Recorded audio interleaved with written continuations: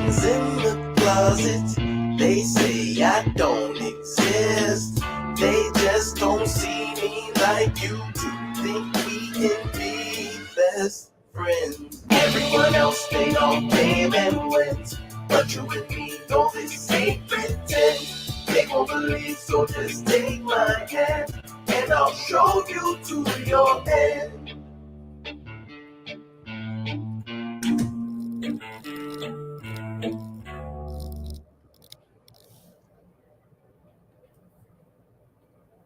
Hi, welcome to another indie interview. I know it hasn't been that long since the last one, but as always, I am your host, Michael of Great Works, the creator of Myths of Manhattan and Howling Hoods and other comic stuff. And today I'm joined by a very special guest, Kyla of Skelly Animation. Would you like to introduce yourself?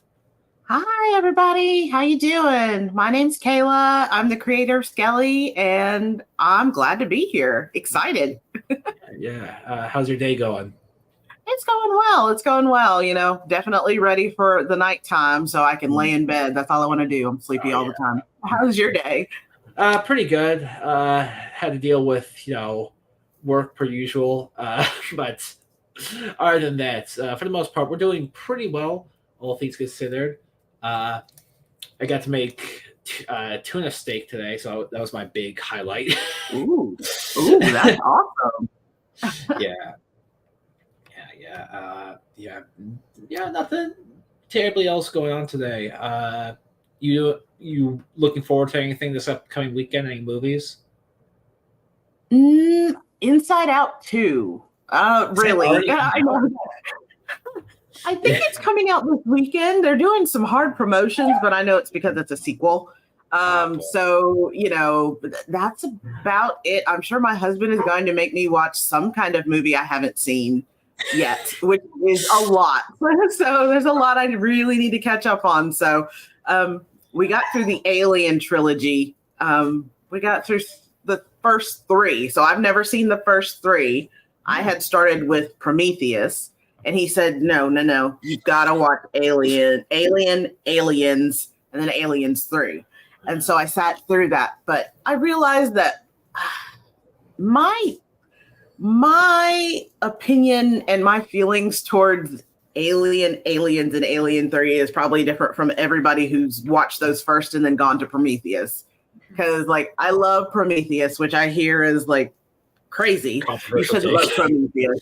But I'm into David. I love that aspect that he's an android that doesn't follow the laws of robotics. So all of that makes me that interests me. I think I even went out and bought David's book. And it's a book that they did that he supposedly wrote, and he was sketching. What, spoiler alert, but I think Prometheus has been out. What he does with so Elizabeth Shaw, it shows what he did with her body, and it sketches everything and his research into the aliens and the face huggers and how it evolves and stuff like that. It's a great book just for the illustrations alone. I love those kinds of books of the character in universe makes a book and now it's out. And so I bought that, and then I bought the Weyland Yutani, which is the group that sends all the ships out. I bought their log, and so it recaps each movie, starting with I forget her name, but in Alien, the main Sigourney Weaver. Ridley, right? Yeah, Ridley, yeah. So it starts with her, and it talks about what she did, and it actually shows log files of how these people had filed complaints against the other people, and they said that the complaint it's a good book to just read, and it starts and then it goes back to when they released David, and then the David 2s and stuff like that. So it's a very good book, and I love that type of stuff, something that gives you lore that otherwise you wouldn't have known about. Oh yeah, it's always a fun thing. I remember actually I've kind of caught up on a lot of Mad Max prequel comics just because I saw Furiosa. It's I want more. Right. And that's one I haven't seen. My husband just let me watch the old Mad Max. Mm-hmm. So we watched that first one, but I think there's Tina Turner in one of them. She's great. Okay. Yeah. So I haven't seen those two, the last two, and I haven't seen the newer ones. So I know of Furiosa, but she looks like a badass chick. But other than that, I know nothing. Yeah, I'm pretty bad about live action movies. Really bad. It's to be fair, that kind of happens too, especially as you get older with me as well. It's like when it comes to like so much stuff comes out, it's like, can I really spare $15 on a ticket right now? And we're the streamers, so like movie theaters are way too loud for me. I realized that when I was pregnant, just going there, I was like, I can't handle the noise. So, and my husband's just like, we went through the pandemic and it worked for us because we can watch a movie, we can stop it now when we want to. Mm-hmm. We still pay the price when it's released. Right. We don't sail the seven seas, but we do, pay the price. But it's a lot better when you're at home, and yeah, there's a comfort. Especially having a child. Oh, yeah, I'd imagine. Yeah. But while we're here, we are talking about a very special project today. As speaking of lore and behind the scenes stuff, we are going to be talking about a very, very cool project which I've been following for a bit now. Hold on, sorry. Present share screen. Skelly.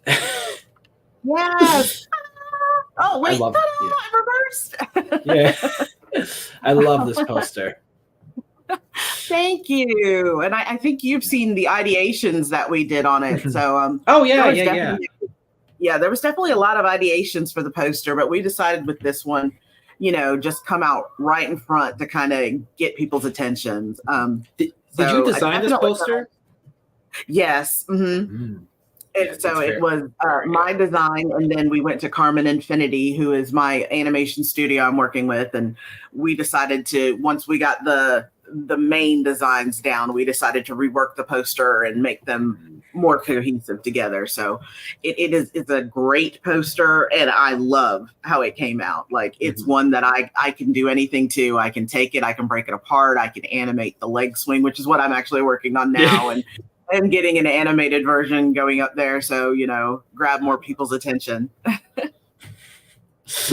Would you like to kind of give us a very kind of brief summary of the like your pitch almost before we get more into the characters and some of the concept of it? Sure. Skelly is about a 30-something woman named Sarah. That's her sitting on the chair. Blah, blah, blah. I was going to say couch, but it came out care. She's sitting on the chair, and she has an skeleton in her closet, which, everybody tells you, hey, we've all got something to hide. We've all got skeletons in our closet. But it turns out that she does have a real skeleton in her closet, and he runs a bar called the Marrow and Bone. And she keeps telling everybody, and everyone keeps writing her off and saying, blah, blah, blah, it's not real or whatever. But, so then she starts to doubt herself if he's really real or not. So this whole journey for Skelly is Sarah trying to let people know that Skelly is real and find out about Skelly's past. And there's a major twist in it because it's not all of what it seems. So I'll just leave it at that. I'm not very good at secrets, so people will find out about me. Man. Yeah, I love the concept for this because the pitch does kind of sound like almost those cartoons you watched like when you were younger as a kid, but like now it's like a older, kind of more jaded adult. Yeah, definitely. Yeah, then you got a 30-something-year-old protagonist who's... Yeah. And everybody kept saying that, like, you don't have somebody who's our age, when I started making this. And I was like, you know what? We don't, because at first she was 20-something. Mm-hmm. And I was like, even that's a bit extreme. We don't have 20-something-year-old protagonists. We normally have the teenagers or the kids. And I was like, let's push it up. Like, what if we had just our age, and it's someone who's gone through some things, because you go through life and you experience things as an adult, and then you're like, oh man, this adulting wasn't what I thought it would be as a kid, Oh, yeah. So I was like, there's not a market out there, and I think it's something that hasn't been done, and that's one of my polls. This is a story that hasn't been done, but I think that we need it. because, you know, the themes that we're talking about here, I think it's something that we need right now in the world, and just people need it right now. I think, yeah. Well, speak of that, I think kind of like the closest I could think to this is like something super recent, which was Fiona and Cake, and she's 29 to 30 in that. Yeah. But even that, like, because that's based off like a prior thing, it's kind of like halfway cheating a bit. Yeah. You don't see that a lot. Would you like to? Can we get into the first character of the series? Sure. We want to talk about Sarah. Yeah, Sarah Cancer. Yes. So her name is Sarah Kasner. She is 30 something. I kind of leave it ambiguous, but let's say mid 30s. She is a graphic designer. She works at the Quill, which sounds like a newspaper. That's why I named it that way. And let's just be real. Most of these stories that are going to be in Skelly are autobiographical. So it's something that I've actually gone through. So yes, I am a graphic designer. I have been a graphic designer for quite a minute. Yes, I was at a studio working, and someone said, you know, we should name it the Quill. And I was like, that makes no sense as a graphic design studio. It's like, that makes no sense. Yeah. So Sarah, we can say she's based off me, and she takes a lot of things from me, but she is her own person in her own right. She's African-American and Jewish, not practicing, so she is not Orthodox. Her father was an Orthodox Jewish man, and her mother was, she was, let's just say she was a free spirit who fell in love with her father. And of course, you know, she decided to convert for him. So while they wanted to push, you know, the familial religion onto her, she kind of just didn't take to it. So that kind of feeds into the, maybe she's atheist or maybe she's not. She does have Jewish band that she wears around her wrist, and that will be represented.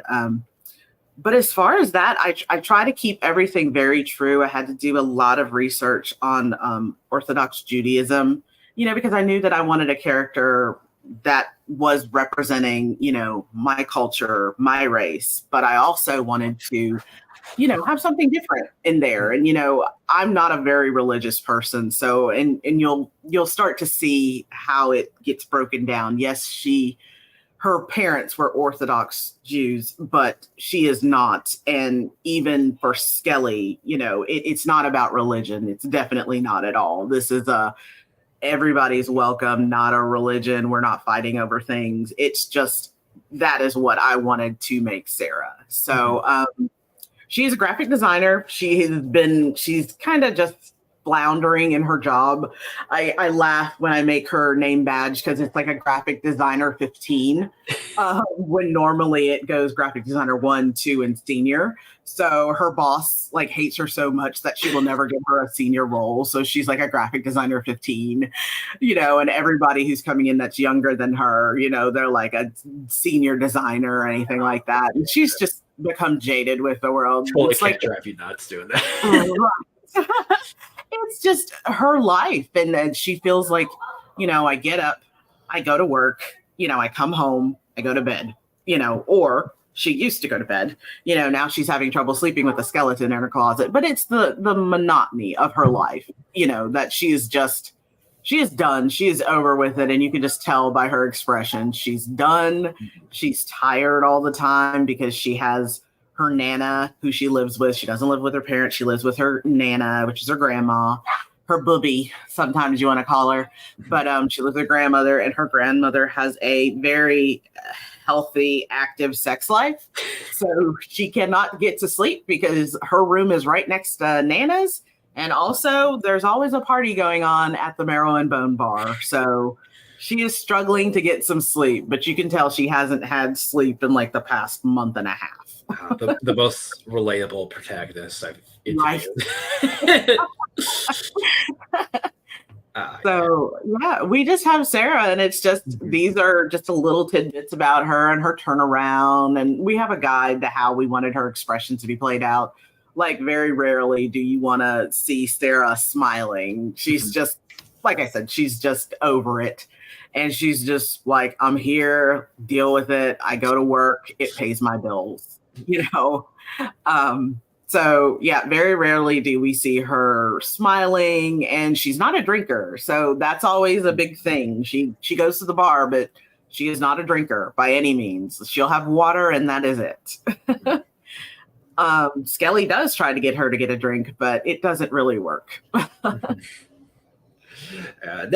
You mentioned you did a lot of research because Jewish on her father's side, and she's not practicing.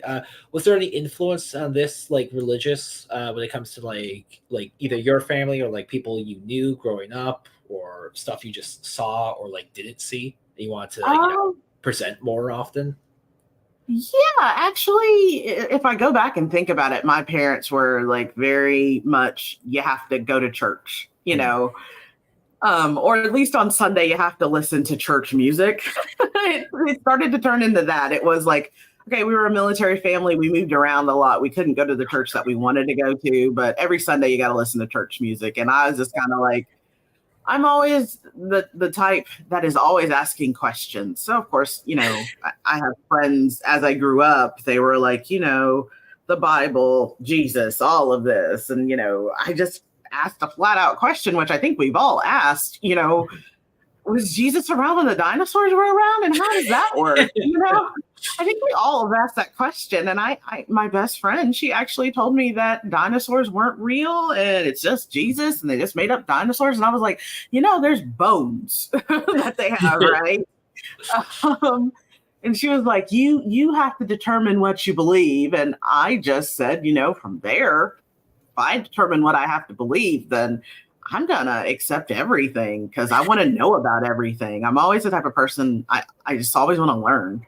So from that, it kind of gave my view of, I'm not an atheist. There's something out there. There is a higher power, but I don't define it and put it in a box, And I think that has a lot to do with, and Skelly is definitely a journey into someone who is scared of death. I'm very scared of death, and it's just those things, certain things that certain religions say happen after you die that interest me, because one religion could say, oh, hey, it just stops. And I'm like, really? And you're okay with that it just stops? Like everything's black. You're good.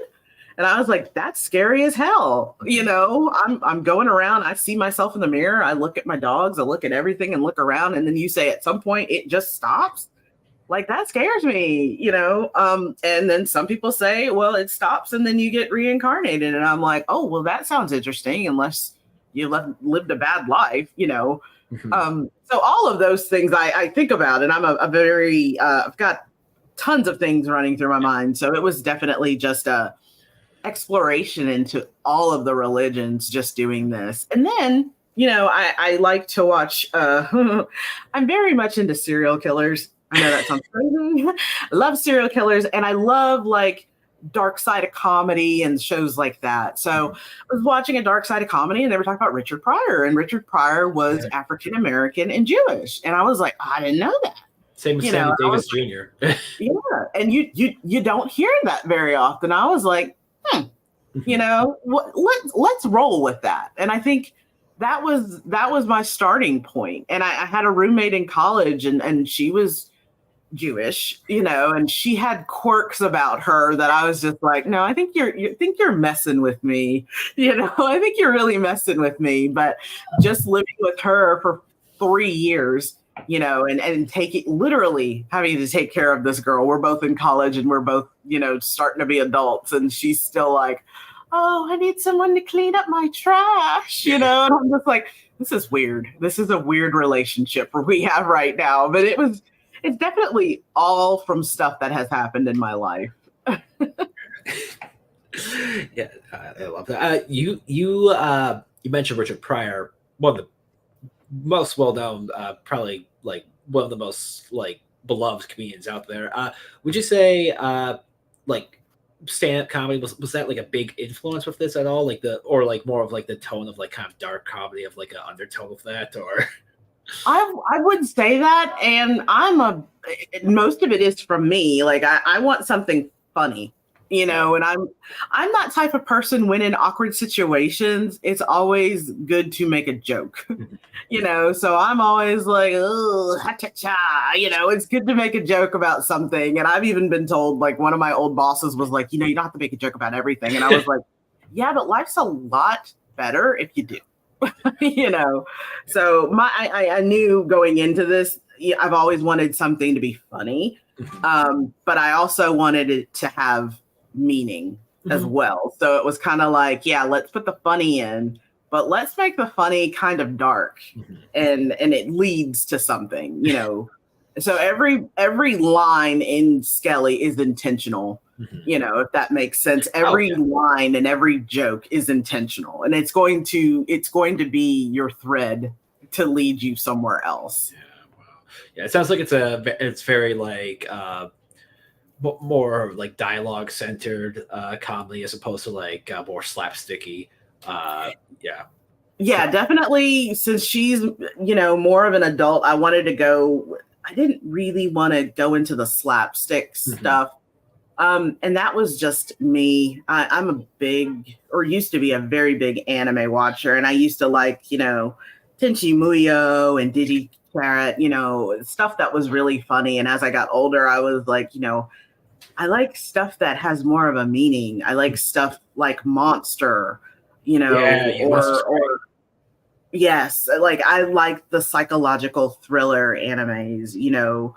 Dungeon Meshi, you know, is the newer one that's come out, you know, even though it's about cooking, there's just some dark undertones. And my husband, you know, oh my God, Cyberpunk, even watching that, you know, my husband's like, you know how to pick the animes that make us cry. And I'm like, you damn straight, I did my job, you know? And he was like, we've got to watch something to break this up. And I was like, no, let's roll into the next one, Attack on Titan, we're done. You know?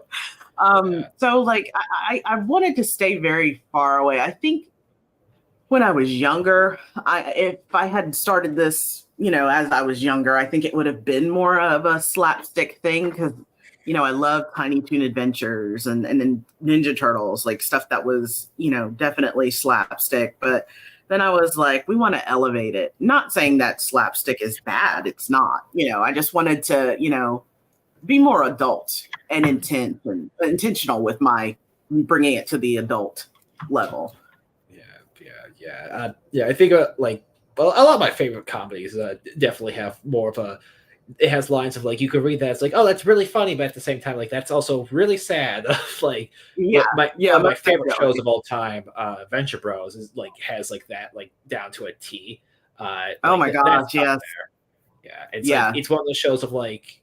When you say the dialogue, like every line has a purpose, it makes you think of like if you read your script and like you block out like all the characters' names just by like the phrasing alone, you know which character is saying that. That's kind of the impression I get with Skelly a lot. Yep. Like if you just would block out and redact all the names, you know who we're talking about, you know.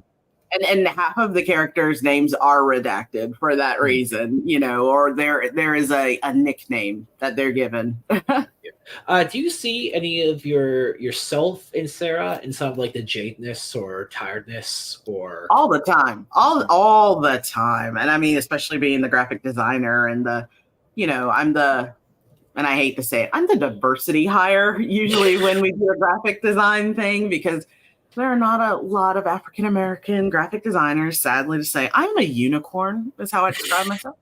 So, you know, I am that diversity hire, and they make it very apparent. I live in the South, so it's made very apparent when you're the diversity hire and when they want you to come in, because we have to take a group photo and you're the face, you know. So I definitely can relate. Like, yeah, I'm done. I'm over it. I'm just like, you know, got to make that money to order more stuff off Amazon. Of course, who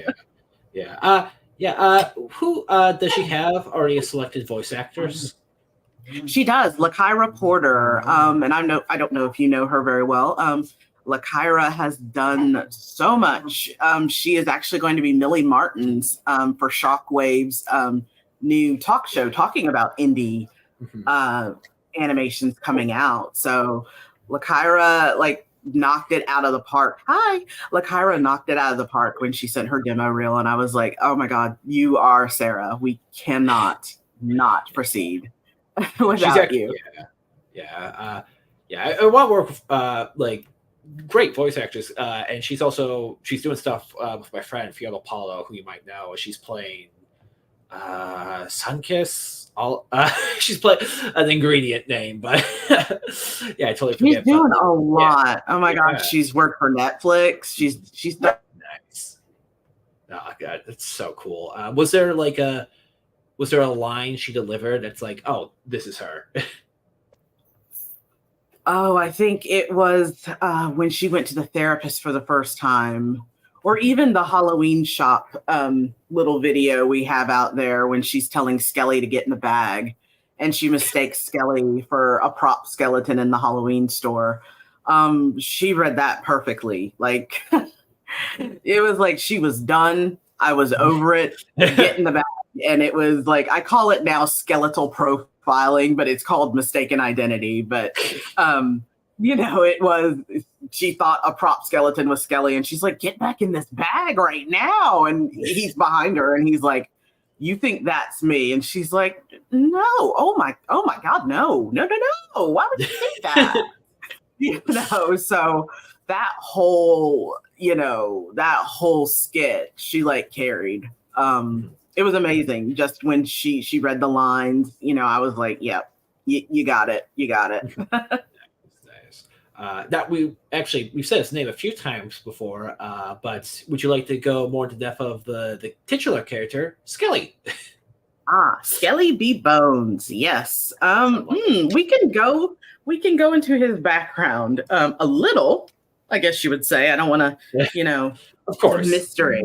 But he is the bartender of the Marrow and Bone. He will fix you any drink that you desire. All he asks is he wants 2 coins for payment. And once you give him your 2 coins, you get your drink. And that is pretty much it. He, keeps the bar running. He's Sarah's annoyance every day. He just wants Sarah to have fun, and he thinks you can sleep when you're dead. So get up and come waitress in my bar for me because, we're short staffed, so he is definitely an annoyance, a taskmaster. And most of the time, if Sarah's not being the comic relief, he's the comic relief. And all of my characters, I think someone asked me, who's the main character here? And I said, well, we have duo protagonists, but everyone's really a main character because they're all the comic relief. So they've all, like I said, all the lines have a purpose. So they're all main characters to me. I know that's like hard for people to wrap their head around, but if we have to quantify it, we do have a duo protagonist. We have an antagonist. Detronogonist.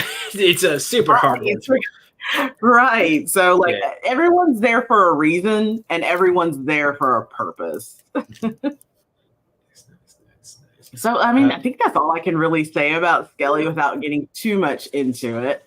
He's been at the Marrow and Bone for a long time. Let's just leave it at that. He's been there for a long time, and he'll tell you he loves his job. But he could be doing other things. Design wise, was there, other than bartender, was there ever like a influence with this character, or did you go through undead stuff, and did you settle on a skeleton, or? So he was always going to be a skeleton, and I always knew I wanted him to be super tall. Mm-hmm. And once again, this goes back to a lot of things I had never watched before. One of my friends was like, have you ever seen Billy and Mandy? Because the design that you're trying to go down to, he looks like Death from Billy and Mandy. And I had never seen, I had never watched an episode of Billy and Mandy. I had seen promos and posters for it. But it wasn't something I just sat down and watched. And I finally, took a leap and watched an episode. And I was like, I can see where you can say that with him just being a skeleton. It kind of makes sense that they could be connected or interconnected. But really, I I got the idea for Skelly, and I'm dating myself from watching the old Beetlejuice cartoon. Oh So, yeah. yeah, and so this is funny. Never seen Beetlejuice the movie, never seen the musical, but I love the cartoon. So, Skelly was Beetlejuice, and I was like, what if Beetlejuice was a little bit taller? Wasn't, well, in the cartoon, he wasn't that annoying. At the time that I made him, he wasn't a villain in the cartoon. Right. And then that's one of those movies that I just recently watched, and it's on the E. I think it's always played the movies we love, and I watched Beetlejuice, and I was like, he's a jerk. I was like, I don't like this Beetlejuice. He's a jerk. Yeah, the original premise, like as well for Beetlejuice, is a lot creepier with the character. Right. And so I had based him on the cartoon Beetlejuice because, like we had said before, I guess that was made more for the kids who hadn't seen the movie. So that was all I knew of Beetlejuice was the cartoon and Lydia, and she would get a new dress, whenever she went to the underworld or anything to see Beetlejuice. And I knew there were sandworms, and I knew sandworms. He was really scared of that, and there's a spider, and I think they added the skeleton painter, which everyone was like, well, did you base him on the skeleton painter? And I said, no, Jock, I forget about him all the time. If he's like not on screen, like I forget about him. So really, he is based on animated Beetlejuice, but just a little bit taller. And then I had always said, if we did Skelly, I said I always wanted him to be buttoned up, definitely have the collared shirt on and have the tie. And everybody was like, why? And I said, well, you don't want him to be naked, do you? And they were like, well, skeletons are normally naked. And I said, well, so that's another joke because, Stripped to the bone. Right.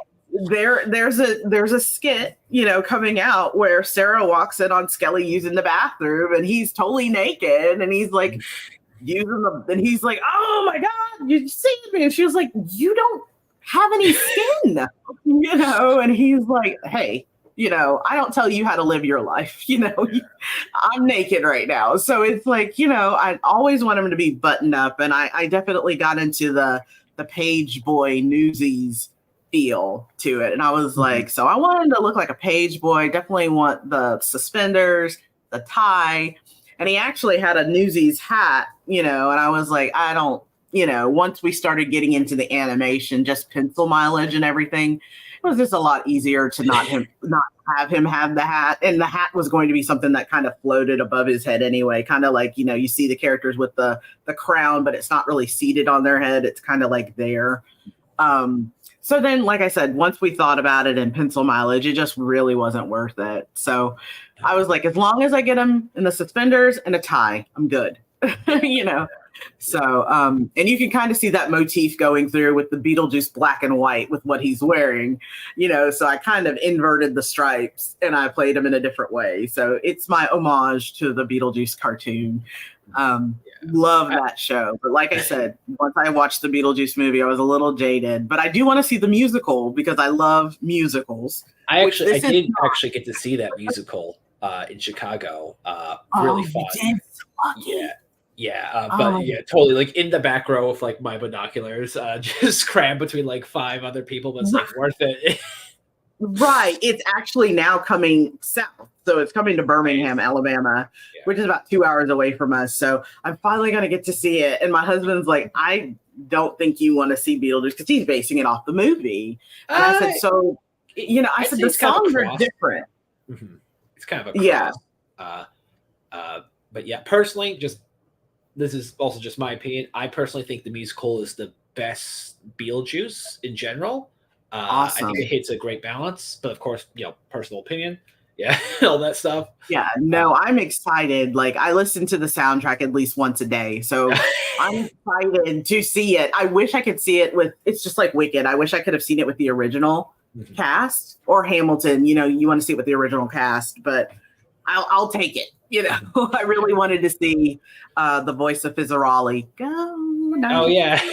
Alex, he's been crushing it lately. Yeah, he has. Adam, he's been crushing it. The voice of Fizzarolli and Adam, I just, that vocal fry, I love it. I just really wanted to see it with him, but I'll take what I can get at this point. I really love Skelly B Bowen's design, because like skeletons, they're so simple, but they're also so incredibly flexible as characters. I think that's why they kind of they're still very persistent. I'm gonna slightly kind of date myself. Have you ever played the game Grim Fandango?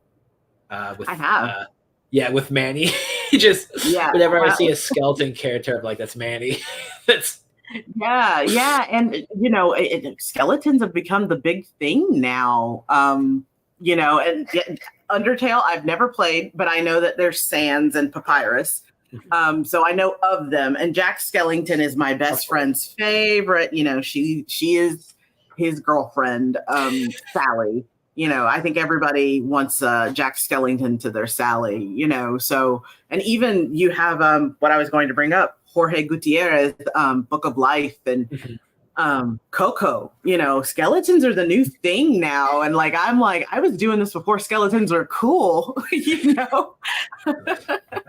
So and definitely the guy from One Piece, I've seen a lot Brooke. of him. I love Brooke so much. So everyone's gonna be so mad at me, and I'm gonna tell you this is my anime rule for myself. You can agree or you can disagree. Once I got into the psychological thrillers, and once I watched Monster, I said that a story needs to be wrapped up in 78 episodes. If it's not, then there's a problem. And that goes to the Dragon Ball Z, the Narutos that go on forever. And I know One Piece is going on forever. And I know I'm going to get a lot of hate for this, because people actually want Brooks to be in the marrow and bone. And I'm like, oh, I wish he could. If they give me the green light to do it, I would totally do it. But I have to look at copyright perspective. Even though I'm indie, I have to look at copyright perspective. But I did get a lot of questions asking if he would be in the bar. And, while it would be nice for Skelly to have another skeleton friend, I would have to get the green light for that. So, but I have even reached out to Jorge Gutierrez. I was like, can La Muerte, can they be in the bar, just come in randomly? The gods, that'd be awesome.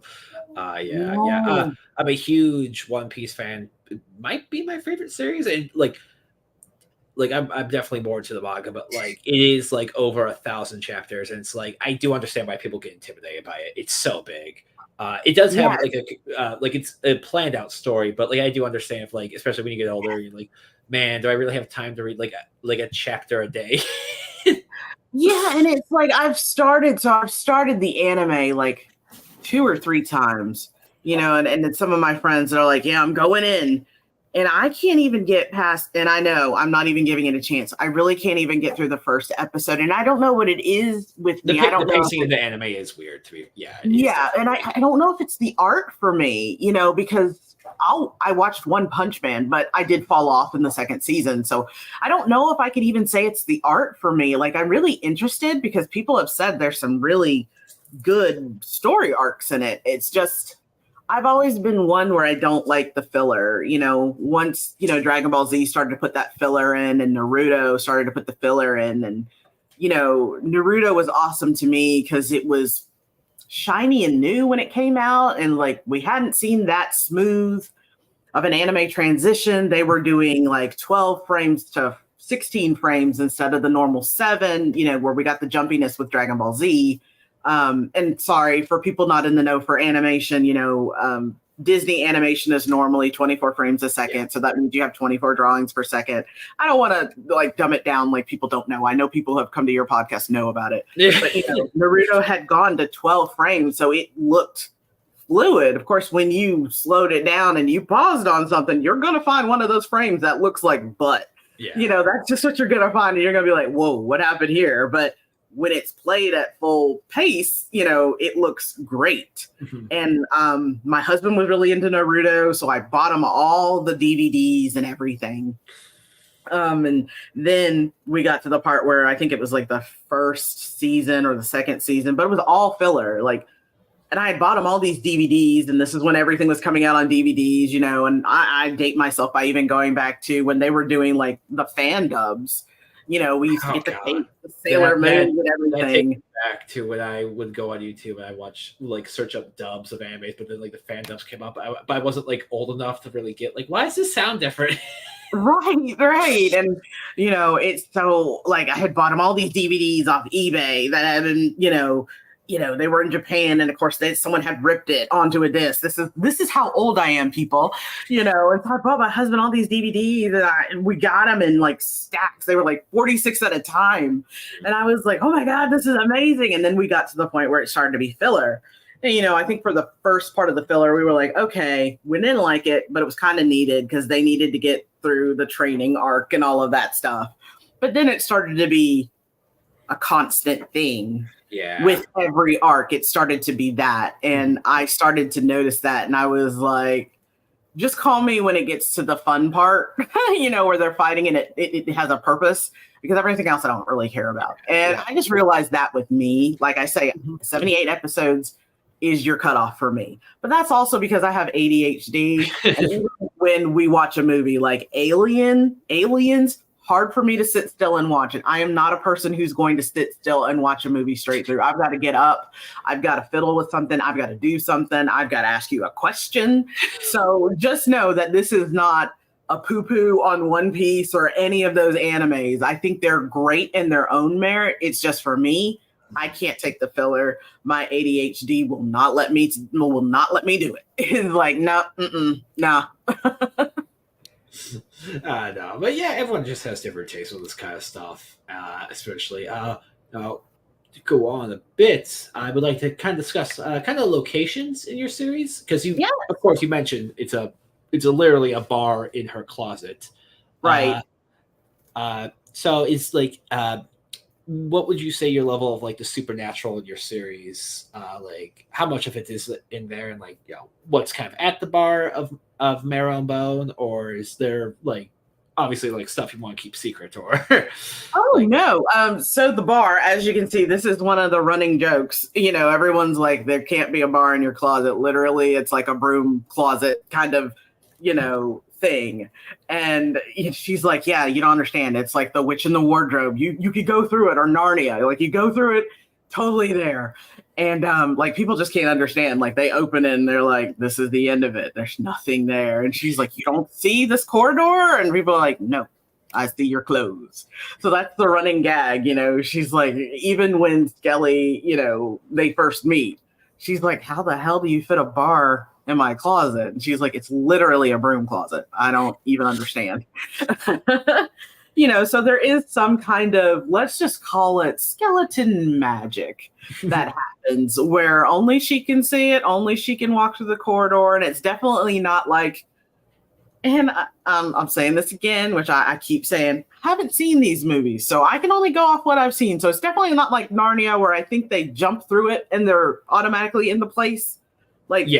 She has to walk down a corridor to get to it. And there is a corridor, which you guys saw in the theme song. There's a corridor that she has to go down. So it's not like we just jump in it and then we're in our space, So there definitely is a walk to it. And of course, when you get into it, it's like this huge, massive bar that we have all kinds of people there.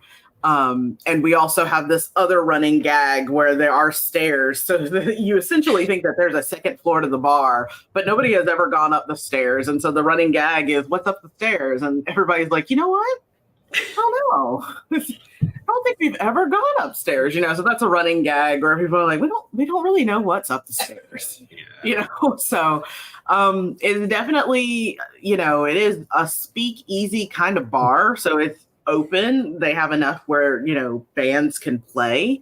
Definitely I take a nod from Lackadaisy for that. We just happen to be thinking on the same thing. Theirs is all in Prohibition era, so they definitely do have the speakeasies. So I was like, oh man, am I gonna have to cut this out, because they already took the idea of it. I was like, mine is not in Prohibition times, but it is like a speakeasy type of thing, type of saloonish speakeasy type bar setting.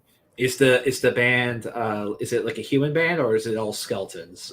well, we don't know. It's said so he doesn't have any friends that come through. So everybody is his friend. Isn't that always a thing with a bartender? I don't think you ever meet somebody who's not your friend. So most of the people are humans that come and play at the bar. So we'll have like Etta James, or we'll have Amy Winehouse. Like, she is one of the main characters in there now.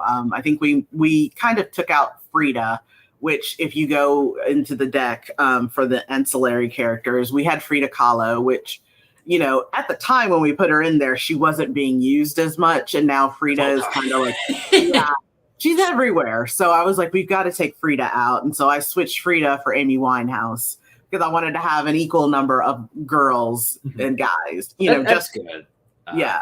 And I wanted to have diversity, you know, and we definitely wanted to have diversity. So I was, you know, trying to hit that, and definitely not diversity hires. Yeah, we know we definitely wanted more diverse characters, and even some characters that haven't been made yet. We'll have Bonnie and Clyde, but they're not the Bonnie and Clyde, you know. We have changed their races and everything. So I think we're going to have a half Filipino Bonnie, and Clyde is just a Westerner, you know, a Southerner, sorry. But he kind of plays the big New York man, because I think that is what Bonnie and Clyde to me essentially portrayed. Like, they wanted to be the New York gangsters, but they definitely were in the Texas, you know, area. Oh, yeah. So Yeah. People forget, they were really Southern. Yeah, they were really Southern, but in Skelly, he's like trying to prove that, I'm New Yorker, you know, but he's got that accent, you know, so. And they are played by a couple. They are a couple. Aww. So I have a couple of voice actors now. And I said, hey, that would be great because y'all can play off of each other. You know, that's what we want all the voice actors to do, to actually play off of each other. And as I was doing the demos and listening and hiring the voice actors, you know, and I will say my roster is stacked. I normally don't toot my own horn, but the roster of VAs I've got is stacked. No, yeah. I mean, like, feel free to mention any of them, because oh my gosh, it's always like fun to share voice actors or like see the inspiration behind the characters and stuff like that. Yeah. Oh my God, Jalen Askins, he came in. Oh, like I work with him. Oh, sorry. Oh yeah, he came in like a beast. He's got 3 roles. So he came in and he was the first one to land 3 roles, and I said, I'm sorry, you just fit these 3 roles. Jalen is a beast. And the thing is, so when I picked Clyde, who also plays Blaine, it's Nathan Wagner, and I was like, man, you're a beast too. So, and I was like, do you know Jalen? And he was like, yeah, we hang out all the time. And I was like, you do? And he was like, yeah, we hang out all the time. And I was like, well, this is going to be amazing, because I want you and him to be throwing jabs at each other. So Jalen plays Frederick Douglass, and he is the old man. He's nicknamed the old man. And he's like that grandpa father figure type thing that always has to tell you a story, but you just don't want to hear it. Like, he'll always come up with a story for your situation, but you don't want to hear it. And so Nathan and Jalen, they hang out together, and Brenna, who plays Bonnie. So I was like, yeah, I need y'all to play off each other since y'all know each other. And when we record, if y'all can be together, that'd be awesome, because I want Bonnie and Clyde to constantly be going after the old man, because they're like, shut up, we're tired of hearing your stories, you know. And so we've got Abigail Carey, who plays Fiery Miss J. She plays Joan of Arc. She gave me a good French accent, and I was like, oh my God, this is amazing. You're wonderful. Vanessa Benoit, she plays my Anne Boleyn, who also has a very active, well, let's just say she's very randy. Let's put it that way. But she is a head and a ball, but she is very randy. She will write her digits on her bowl with her tongue for you. And Vanessa Benoit delivered with the accent and just the regal elegance Anne Boleyn portrayed.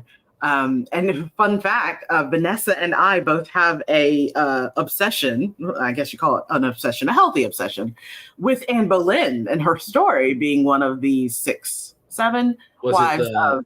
Oh, sorry, don't go on. No. 7 wives of... was it Charles King or Henry? Yeah, King Henry. So we both had an obsession, and she was like, you have no idea how long I've been wanting to voice Anne Boleyn. And I was like, you're gonna do it.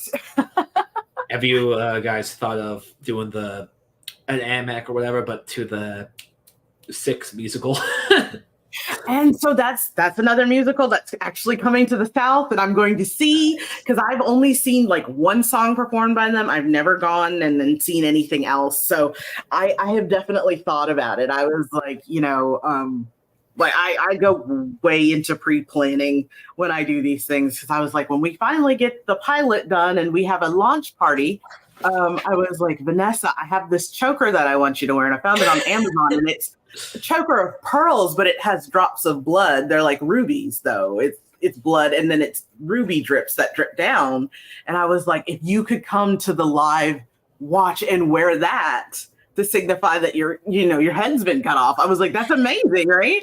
And she was like, oh my God, So like I am all the way in the pre-planning stage. I'm like, yeah, we're gonna have this pilot watch party and we're all gonna dress up and I'm gonna have on a straight jacket, and do all of these things.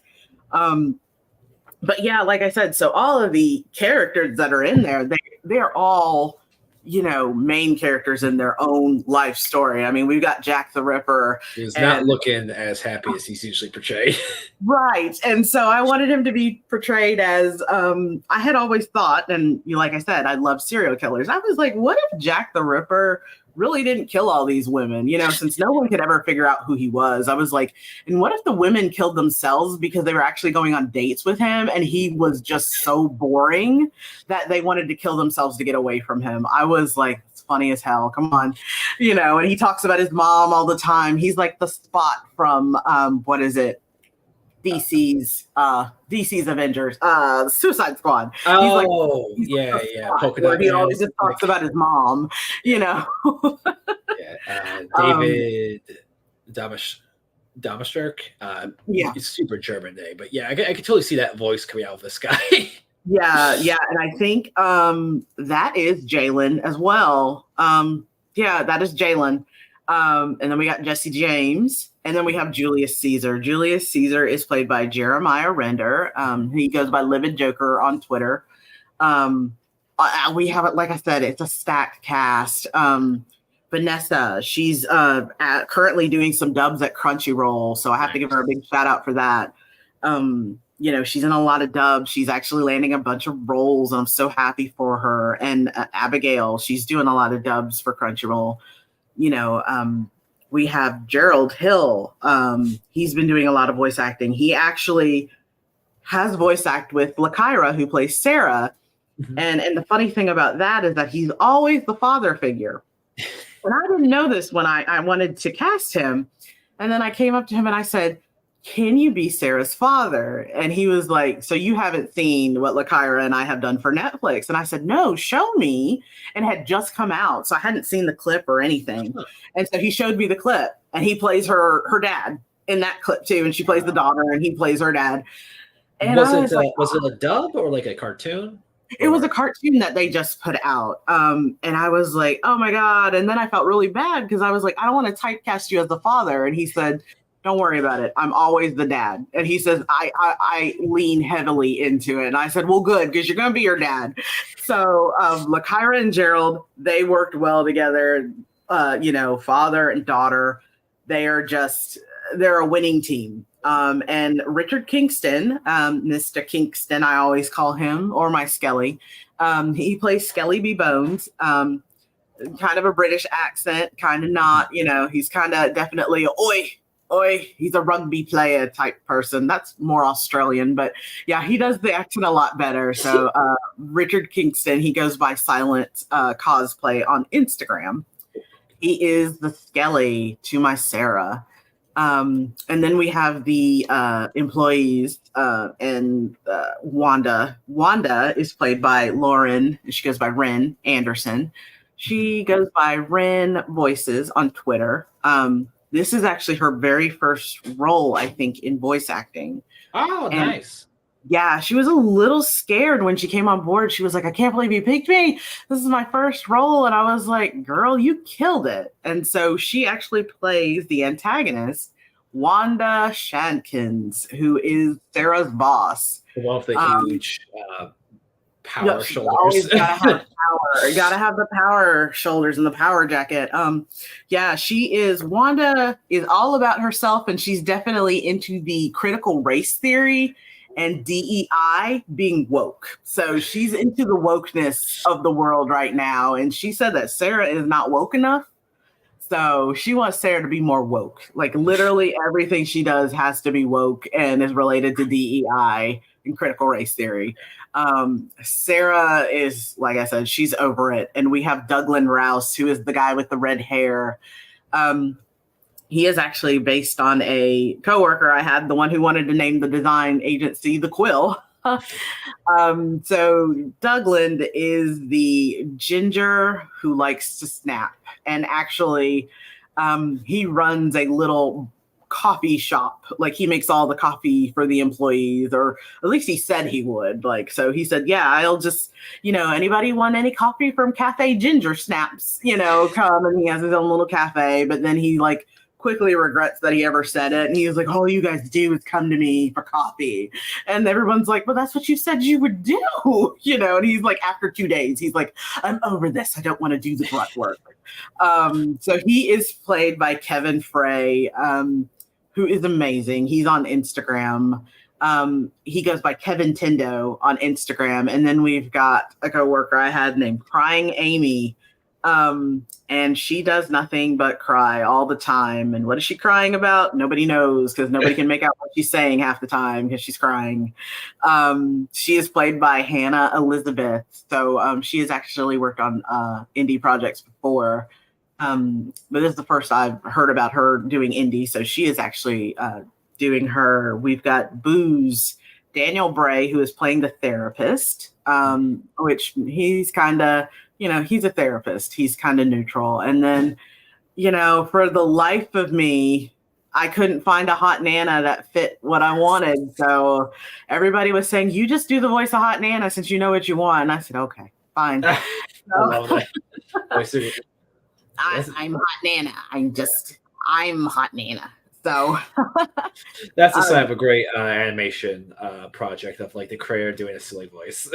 Right. So it's me. I play hot Nana, much to my dismay. I wish that I had found, I wanted Janice from Friends. Oh my God, Chandler Bing, but I couldn't find it. So I said, since, my friends were like, since you know what she's like, and she's horny and everything, you know what to do. So just be her. And I was like, fine, if I have to, God, so twist my arm to do it. So last few months, I've actually been rewatching. I've been watching The Nanny, and it's like, it's that voice of like Jewish New Yorker kind of woman. Yes.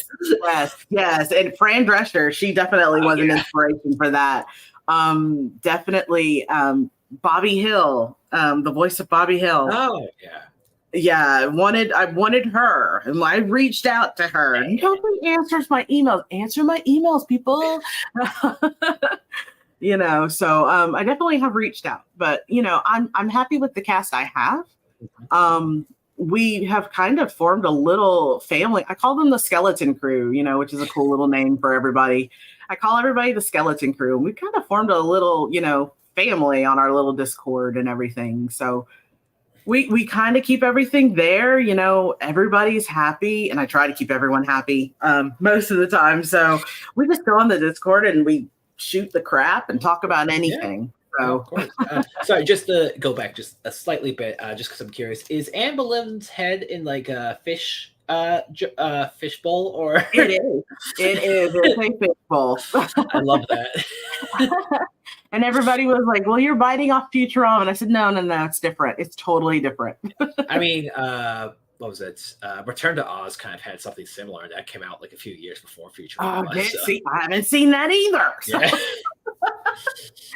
So all of these things I haven't seen, and everyone's like, hey, that kind of has this vibe. Did you watch this when you were creating this character? And I just look at them like with dead deer eyes. I'm like, what are you talking about? What? Something I've tended to notice when you interview like a lot of different like people like comics or animation or stuff like that is like, well, there are like some main inspirations you can sometimes tell from a person, but like usually the big inspirations are like the ones you like they keep very close to their chest and kind of like the one you would like least expect with this kind of stuff. Right. And I was just like, Anne Boleyn got her head chopped off. So Like, what if she's just like Randy because she never really got anything from her husband, and so like she lives in a jar, and like how would she want to get numbers? And everybody's like, she'll be like, "Hey guys, look at your 9 o'clock," and everybody's like, "We don't know where you're pointing." And she wants to do everything with her tongue. Like she's like, "Give this guy my number," and she's like, and she writes her number with her tongue in there. So she's like, "Give him my number," And everybody's like, it's not gonna work out, And so she's like that wingman type friend who always wants to help you, but she's really out to get a boyfriend for herself, and she can't understand why nobody's interested in her. And she was like, "They always walk away from me. They always walk away. They don't know." And she's like, she's fine with it. She's like, after, she gets shot down, like not more than 2 seconds later, she's on to her next prize. She's like, "All right, and this is what we do." Is there a character that carries Anne Boleyn around the most, or like from place to place? Her and Joan are like ride or dies, and I think in one of the Skelly animations we have, I think it's the one that you use for the advertisement where they're dancing. It's her and Joan most of the time. They're together. Yeah, so they're the bad girl group in the bar. Oh, it's a bar locations. Yeah, so we have some bar concepts in there, and how we sketched out the bar and what it looks like. So it really is, it's bigger than you would expect. I mean, let's just be honest, from the broom closet, it's definitely bigger than you would expect. So we definitely, and me, I'm not a drinker. So this goes to, I had to go to some places and do research. And, the animators were like, "You got to go to a bar, Kelly. You got to do research." And I was like, if I have to, gosh, so I'd go out to these bars. Everybody's like, "What are you drinking?" And I was like, "I got to come up with a drink real quick. I don't know. Give me a Roy Rogers." Yeah. Oh, sorry. It Just sounds speaking fancy. of, yeah, I was just curious. Are all the drinks like real drinks, or are they like drinks you made up for like fun? So they are. So they're real drinks. They are going to have different names. I kind of base that on, and I don't know if a lot of people, and of course I say this sarcastically, I don't know if a lot of people watch Hell of a Boss, but I know they do. But there was an illustrator who did some drinks for the characters. And they all had their signature drink. And, That's cool. I thought about it. And I was like, so, yeah, we're going to do signature drinks. Like Julius Caesar, he's always going to be drinking the green juice. Of course. Fiery Miss J is always going to have something that's on fire and she's got to blow it out. The old man, Frederick Douglass, he's going to have some kind of old bourbon or some whiskey. So I kind of played off their characters on what they were going to drink. And I wanted to make it real drinks that are actually out there with a twist, so we'll call it Fiery Miss J's, Miss Fiery J's cocktail or something. We'll have illustrations, because I think that was one of actually the rewards that I was giving out at one point was the drink menu, so you could make the drink. Yeah. Well, actually, I'm glad you just mentioned that, because I wanted to ask you one more question about your, because you have a Kickstarter up now. Yes. So would you like to tell people about that? Some of the details, some of the rewards they could possibly get? Yes. So this is actually, I will say, this is our third go round. We tried every other platform, I think. We were on, I think we started on BackerKit, and we did not get successfully funded there. And so we took that as maybe we were just on the wrong, platform. And then so we tried Kickstarter because we saw a lot of indie people were getting funded. Lumi and the Big Galaxy, Euclideus 5, some other indie people and even on BackerKit, Lackadaisy, I think was the triumph that I don't think anybody can, redo or remake or anything. I don't think anybody is ever going to hit that. Yeah, especially like in the animation as well. I've known some. Yeah, definitely. Yeah. Yeah. Tracy, the creator, I had read Lackadaisy long before I had watched the animation before it came out. So I was been reading that for years. And to find out that she was going to do an animation, I was totally on board, and I was going to back it no matter what, because I love the idea of prohibition cats. It reminds me of Cats Don't Dance. I love that animated movie. And it was just like seeing Danny, you know, and that, and just the way that her characters move and everything. I fell in love with it, even though it was a webcomic at the time. And so anyway, we tried Backer Kit trying to reproduce kind of some lackadaisy traction. Of course, we don't have the following of lackadaisy, and that's why I need everybody out there. I need you guys. So we failed on that one, and I had to pivot. And so we are relaunching now on Kickstarter. And like I said, I need all of you to come, and I need you, like, even if it's $1, I don't care. If we get, 1,000 people donating $1, that's $1,000. Come on, y'all spend it on Starbucks coffee. And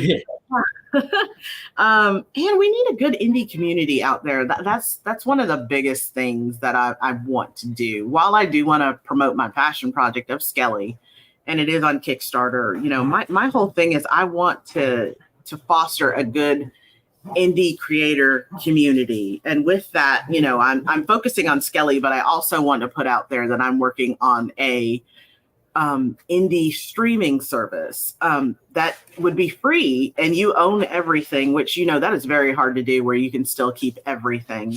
Kind of like a YouTube-ish, but I wanted to put it on the Roku network, where we can creators can get out there and like stream their stuff, own their stuff, and have their own, little mini communities if they want, but we all know that we're coming together as indie creators in solidarity, that we're supporting each other.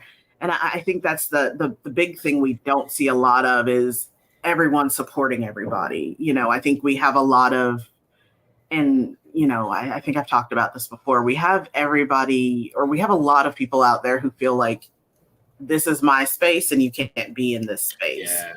But I'm that type of person who's like, we can both coexist in the same space. Like, hell of a boss. I bring that one up because Viv is like who I look up to, Iron Spike, people I look up to.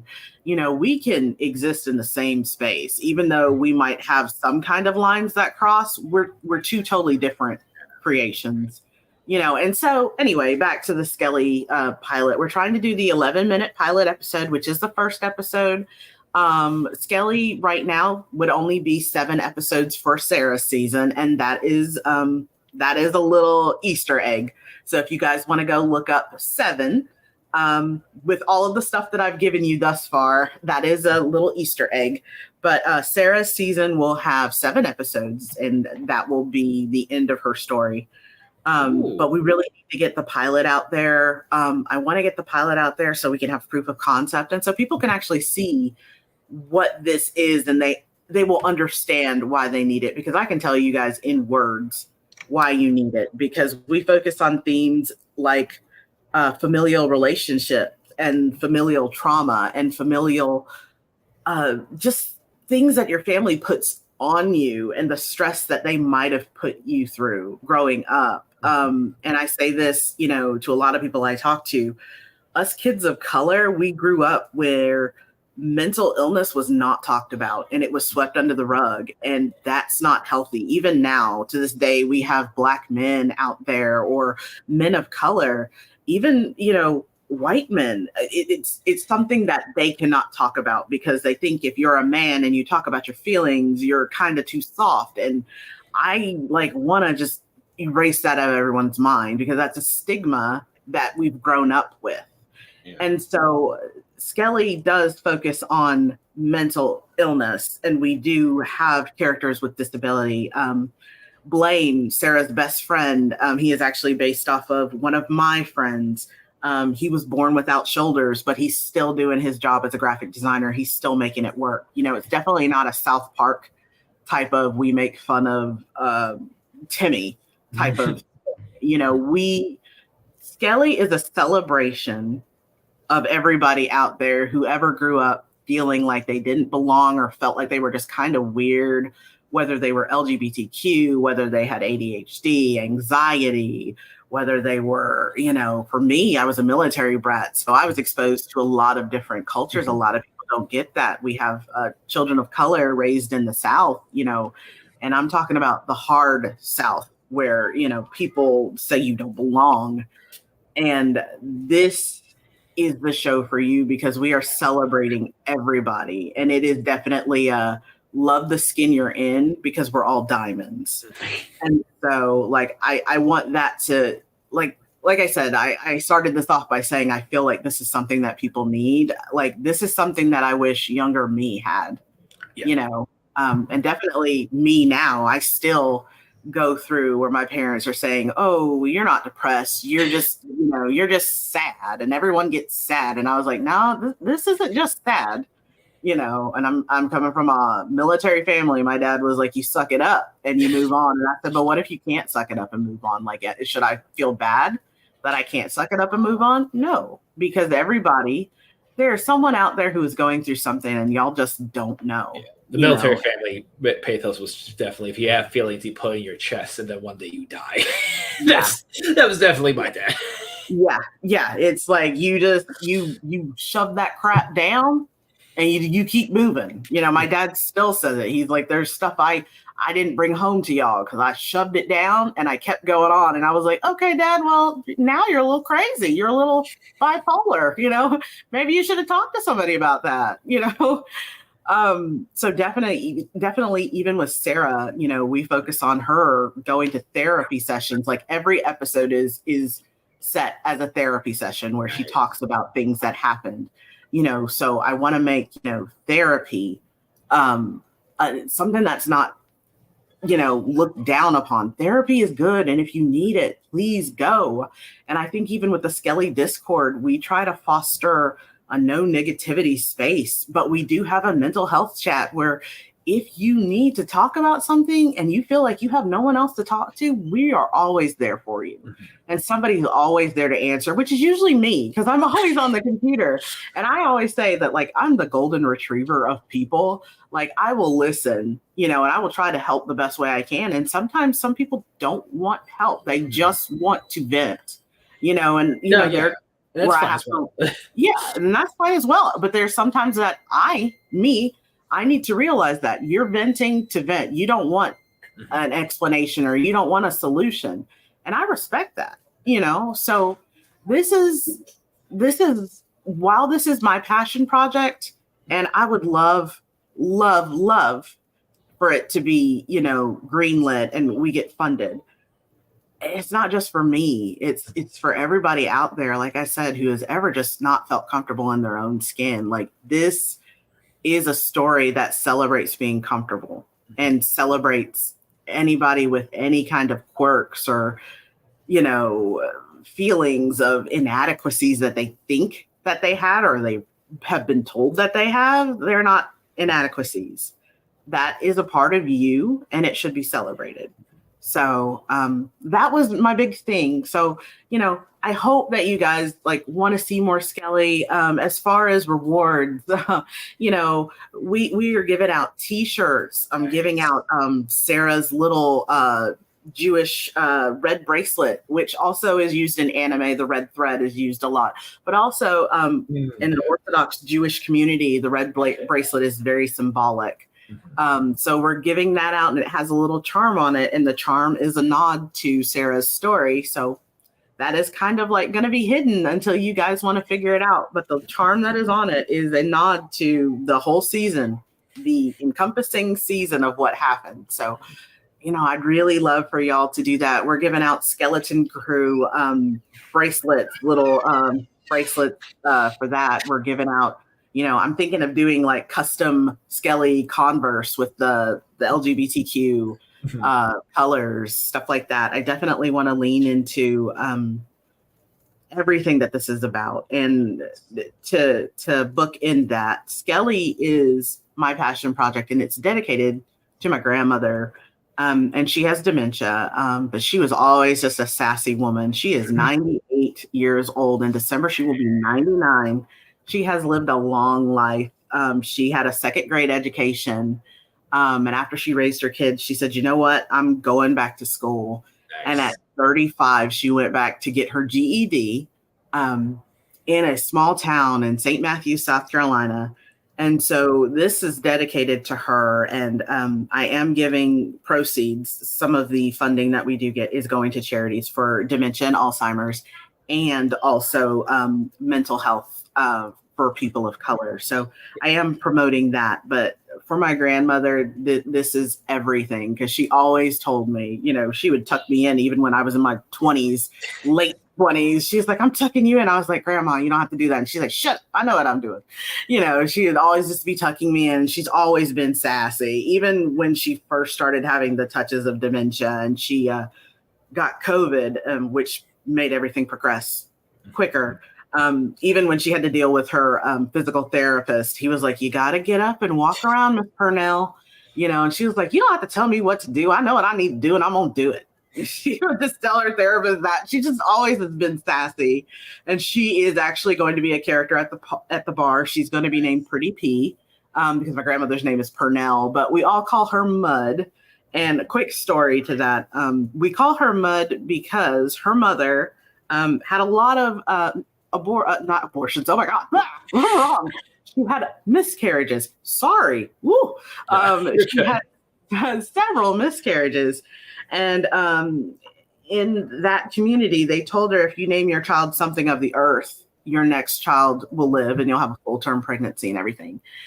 And so she said, I want to name my child Mud, which I know everyone's like, that sounds very weird, but it was the fact that my grandmother would grow out of the mud as a rose, and she would, grow up and jump past all the adversities put, in front of her. So we call her Mud. And she tells everybody, you ask her name, and she says, my name's Mud. That's what she's always gone by. But it is more of, she's the rose that grew out of the mud, and just her life story. The fact that she is chugging along, she is locked away in her mind. And it's very hard for me to deal with, because she's not there anymore. She is trapped in there, but I just remember her for how she was. And, my little cousin just got married, and we all had a little cry because she couldn't be there, just because of, she can't be around people, has to wear a mask and everything. And we just all knew that our grandmother would be there, and she would be saying something sassy, so this is definitely for her. But I also, it's about everyone else, like anyone else who's ever felt like they weren't enough. I think that's definitely an advantage, like indie animation has as well, because it can be like so much more personal and not beholden to the whims of the studio in most cases. Right. Yeah. People can't tell me what to do. It's indie. I can do whatever I want. Yeah, it's my cartoon. Right. It's mine, and I can do whatever I want. And, some people do whatever they want. They get a little flack for it. My husband's like, are you ready? When you become famous, you're going to start getting some flack. And I said, I am not ready for it. I cannot handle it. It's going to make me cry. But you know what? Bring it on. Let's do it. Because you can't make everybody 100% happy all the time, But the people your best response is just make your own stuff. Make your own cards. Right. Make your own stuff. But if you can make yourself happy, and in turn you can make this one person happy, I'm just like, yeah, that's all I need. So I hope that that's interesting enough for everybody. And I really do hope that you guys, want to back Skelly. We are launching again, and this will, like I said, we've done it before. So this is actually the last go round. I've lowered the price. I'm taking a huge cut. Let's just say I'm having to do a lot of stuff on my own. I'm taking a huge cut by lowering the price. But at this point, I just want to get it out there. And I want everybody to have just a little faith in this project, and if you have just a little faith, you don't even have to donate, just share, retweet, repost. That helps a tremendous amount. Just getting us the traction. Like, if you could just help with that, if you, and I'm not saying you have to donate $27. I'm not even asking that. If you want to donate $1, I'll graciously, appreciate it, and some people can only do $1, and some people can't even do that. But if you can do a repost or retweet, I would appreciate it. The whole crew, the skeleton crew, would definitely appreciate it. Yeah. Yeah. I got one more question before we wrap this thing up. Obviously, they can find you with Skelly Animations, but are there any indie animated shows you are looking forward to or are currently a fan of? Right now, definitely Hell of a Boss. I think that's like everybody. I'm looking for Captain Zeo. Oh yeah, Captain Zero. Zero. Is it Zero or Zeno? I always get it Oh, wrong. it's Zero. Hold on. Yeah, so I'm Yeah. waiting for him. Them. They just got picked up for a movie. So Yeah. yeah, we will be, Looking I've been forward. following him. Yeah, totally looking forward. And anything from Greyworks, definitely looking forward to anything that he put out. Most definitely. And like I tell everybody, and I think, I might annoy some people, but I'm always that supporter. Like if you need a support, you need a boost. Hey, I'm your girl because Yeah. I'm out there for everybody. And like I said, I want this to be a community where we all feel like we can be in the same space and thrive and we can help each other. Hey, Kayla, I didn't get a lot of traction on this post. What do I need to do? And I can tell you what were my pitfalls and I can tell you what I think you should do. But, I want that to be a thing. So, Yeah. yes, Howling Hoods. Yeah. Yeah. Watch it. That is the huge. Watch it. Yeah. Yes. Next short will actually be fully professionally animated by two dear friends of mine who I have been carrying my ass the whole way. But Okay. again, thank you so much for joining me. You could find Skelly on Kickstarter. You could find them on Twitter, and you could also find them on. Hold on, let me bring it up. Yeah, if you go to the skellyanimation.com, that'll take you to the pre-launch page, Yep, which you right can here. actually sign up for the newsletter, or you can actually sign up for Kickstarter there, and it'll of course take you to the Kickstarter. So everything's there if you guys want to read more about it, about Skelly and who's working on it, and it's got the cast and everything. So yeah, everybody's there. So if you want to check that out, it's there. And I appreciate you letting me come on the show and talk about Skelly. Yeah, of course. Thank you so much for coming on. Again, I am Greyworks, your host as always, and today I was joined by Kayla from Skelly Animation. Thank you so much. We'll see you later, guys. Make sure to support Kayla and Skelly. Bye. Bye. Bye.